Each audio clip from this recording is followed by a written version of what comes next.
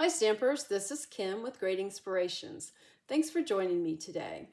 Well, here it is. It's the very last week of February. I can't believe it. It seems like 2025 is already flying by. But this will be the last of my go-to layouts for now. That's what I've been doing this month. And I thought I would end the month with the most basic of layouts. All of us have used this layout at some point in some fashion or other. It's really is truly a go-to layout, and I would almost call it a classic. I myself call it 3 rectangles just because I need names for things. I need to have a reference in my head to know just what I'm talking about. So that's what I'm going to call it. And that's basically because, and here's my Christmas version, when you have your card base, you also need a mat layer or, your first layer. So that's one rectangle. And then you'll need a mat layer for your focal image. So there are the rectangles, 2 and 3. So that's why I call it 3 rectangles. But this is a very basic layout, but that doesn't mean boring. Basic does not mean boring. Here is maybe one of the first times I used this layout. Is probably something I did very similar to this. I just took some pattern paper that's cut 4 inches by 5 1/4, and then a piece of cardstock that is cut 3 1/4 by 3 1/2, and then another piece of the pattern paper, and it is cut 3 by 3 1/4, and then I just put a focal image and my greeting right in the center, just floating by to say happy birthday. So this is maybe the pretty basic of this basic layout. And then, like I said, it doesn't need to be boring. We can also take that focal image, and for this one, I just tilted it. And I've done this a lot in the past for a lot of different types of cards. It almost makes it look like a snapshot or a photo that you would put in an album. And for this one, instead of doing any die cutting or fussy cutting, I just stamped. Everything on that focal image is stamped. And then inside, I just kind of repeated the tree image. So there's that one. And of course, we have some embellishments. Now on this one, I just slided my focal image to the side a bit. I slid it to the left. You could slide it to the right. You could flip these, put the greeting up here and the focal image down here. But that's the other thing. I separated the greeting from the focal image. As you can see in these two, the greetings were with the focal image. Now, for the Christmas version, instead of having it in a portrait orientation, I switched it to a landscape orientation. And then again, just followed that very basic layout of your pattern paper, the mat for the focal image, and then the focal image. And I did keep my greeting with the focal image. So there's happy Christmas wishes. May your Christmas be merry and bright. So that's an overview of my cards. And we're going to kind of talk about, so why do we have something so basic? Okay, it can't be boring, but it doesn't need to be boring, but what does it mean? What can I use it for? Well, you can use it just the way it is, right like this. You can turn it to a landscape. You can do any of these things. But most of all, it's sort of like a springboard. It takes you from something very basic, and you can, just kind of change things around. Just think for a little bit. Well, what can I put here? What stamps do I have? What papers do I have? What can I do instead of using pattern paper? Maybe I could use cardstock like I've used here, and then I embossed it with an embossing folder. And here it's pattern paper, but I also embossed it with an embossing folder. But you might be able to think, well, maybe I could do a watercolor wash for the background, or maybe I could use some blending brushes and make a background with those, and you sure can. These, my go-to layouts, I always use them for a springboard, for a way to get from something very basic to maybe step it up 1 step, 2 steps, 3 steps, whatever. But I have cut out here, we're going to pretend this is a card base, although it's just a single piece of cardstock there. And like I said, this is the basic. We're just going to put our layer down. And then we would put our greeting and our focal image right here and put this here.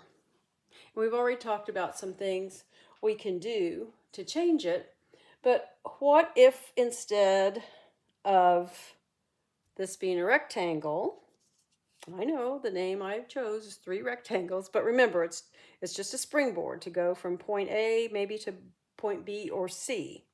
So what if we change that and make it round?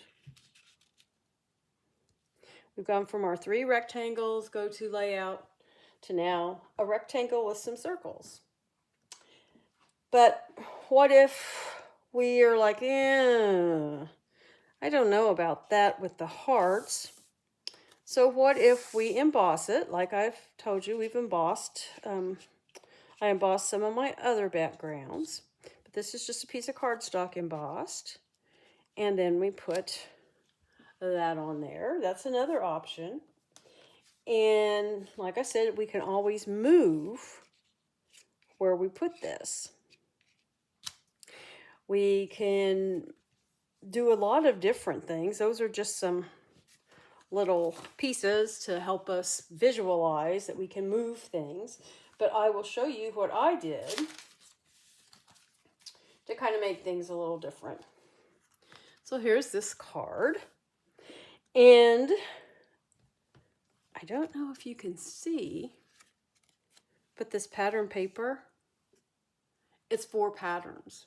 I just cut 4 strips that are 1 inch by 5 1/4 inches, and I put them on a piece of printer paper that was 5 1/4 by 4. Just lined them up on there, then just put that on my card base, and there's my background. Instead of being just 1 solid piece, it's 4 different designs. And then I basically left my greeting on my focal image, but I moved the image from the rectangle to right below it. And you know, if you wanted to, you could leave this focal image off, and then the greeting could be the focal image. Just used a few embellishments, and then inside, here's that little crab again. It's your day, enjoy it. So that was just a subtle change, but it does make a big difference. There's a couple of changes, like I said, with the paper, and then moving my focal image down below this layer here. But believe it or not, this card, the idea for it came from this basic layout. I just changed the size of my pattern paper, and I did away with these 2 rectangles. I substituted a cake for 1, and then I just put a greeting, which it's kind of a really long rectangle, put the greeting right here. But that's what I'm talking about when I'm saying that you can use it as a springboard. And then your cards will a lot of times look alike, because if you look real closely, you can tell these cards are the exact same layout, or at least close, right? Because even if you turn that, they're the same. But if you look at this one, this doesn't really look a thing like these. Not a lot, but that's where that layout came from. And that is why the go-to layouts are so great. They're a good starting point, especially if you are just, you cannot think of an idea for a card. If you pull out your little collection of go-to layouts, oh, I can do this. And maybe as you're following the layout exactly, another idea will come to you. And then you build on that and build on that and build on that. And before you know it, you'll have a whole bunch of other layouts that you can use when you're stuck for an idea, or if you just want to make a card without having to think too much. This is also a great way for beginner card makers to really start to understand how you can have a card layout, change it up, and then really get your creativity going. So I was trying to make sure I covered all my bases here, because the reason I started my collection of go-to card layouts was because one time, it's been years ago, I loved card making, but suddenly my cards were all looking identical. I had no ideas. I was just stuck. I was reading, card magazines. Back then there weren't lots of websites to go to, but there were some. And I would go and look and copy different layouts and designs, and then start doing fun folds. And I was just having a really difficult time. But when I started saving those layouts in I had a little box, and just sit there and looking through them, before I know it, I was back into really enjoying card making again and not taking so much time to make cards. I'm one of those people, I can spend 2 and 3 hours on a card. That is not always, something I'm able to do. So I needed a way that I could make cards I need to make, because I send birthday cards to a lot of people. So I need a lot of birthday cards every year. And I needed a way that I could make cards a little more quickly, but still have them look like something I wanted to send to someone.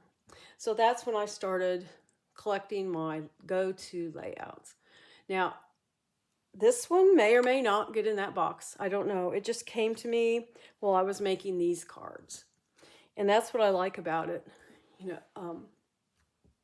That idea may come to me again, as long as I keep my go-to layouts. And I have, maybe 20 right now.